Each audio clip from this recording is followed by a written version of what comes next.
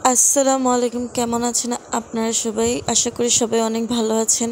আজকে আমরা তৈরি করব মজাদার বিরিয়ানি। ভাত আর মাংসটা আমরা আলাদা করে রান্না করব, পরে রান্না করার পর শেষে মিক্স করে দেব আর তৈরি হয়ে যাবে আমাদের মজাদার বিরিয়ানি। তো আমাদের পুরো ফোকাসটা আসলে মাংস রান্নার উপরে, কারণ এটার মধ্যেই সব মশলাপাতি সবকিছু দিয়ে ভালোভাবে মিক্স করে মাংসটা তৈরি করতে হবে, যেন বিরিয়ানির ফ্লেভারটা আসে। না হলে তো বিরিয়ানি লাগবে না, পোলাও মাংস লাগবে।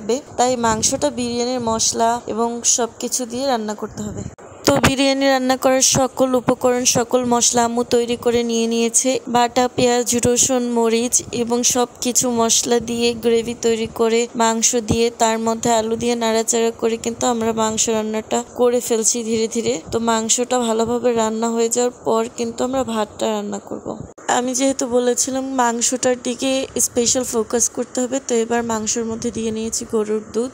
তারপর আমরা কিছুক্ষণ নেড়েচেড়ে ঢেকে রাখবো। ঢেকে রাখার পর উঠিয়ে আবার আমরা একটা মশলা দিব, সেটা হচ্ছে বিরিয়ানি মশলা। বিরিয়ানি মশলাটা ভালোভাবে দিয়ে আবার নেড়েচেড়ে সেটা ভালোভাবে মাংসের সাথে মিক্স করে নিতে হবে। মিক্স করে নেওয়ার পরে এবার আমরা ঝোল দিয়ে দেব। কিছু ঝোল দিয়ে চুলায় রেখে রান্না করব মাংসটা। তো মাংসটা রান্না হয়ে গেলে এবার আমরা রান্না করব পোলাও ভাত।